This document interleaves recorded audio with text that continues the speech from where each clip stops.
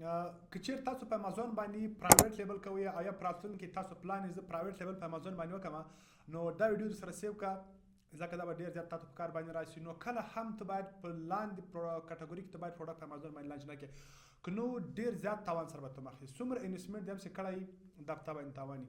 نو په دې کې زه اول د هغه سکین ریلیټډ پروډکټ دی یعنې هغه پروډکټ لکه بیوټي کټګوري کې راځي چې هغه د سکین اړوند دي پوستکي لپاره کارول کېږي لکه کریم سو لوشن سو یا سیروم سو داسې پروډکټ کوشش وکړئ تاسو کله په امازون باندې په پرایویټ لیبل باندې په سټارټ کې تاسو مه لیسټ کوئ.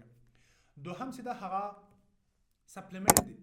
سپلیمنټ هم کله تاسو په امازون باندې کله تاسو سټارټ اخلئ کله هم لیسټ کوئ ځکه په دې کې چې دا کمپټیشن ډېر زیات ده پکې او که چیرته سپلایر تاسو ته لږ هم لو کوالټي جوړه کړي نو دا ټول څومره انویسټمنټ تاسو کړی ده هغه په تاسو باندې تاوانیږي. او امازون چې د دې سرټیفیکیشن ډیمانډ ډېر زیات کوي تقریبا کم از کم تاسو سره 8 سرټیفیکیټس غواړي. دریم چې دا هغه بیټریز ریلیټډ پروډکټ دی. هغه پروډکټس هغه په الکترونیک کټګوري کې راځي لکه دغه ته بیټري ضرورت دی نو دا پروډکټ کارم تاسو په امازون باندې مریس کوئ ځکه د دې د خطر امکان ډیر زیات نو امازون بیا هم تاسو څخه ډیر زیات سرټیفیکیشن غواړي. څلورم چې دا هغه کلاث ده.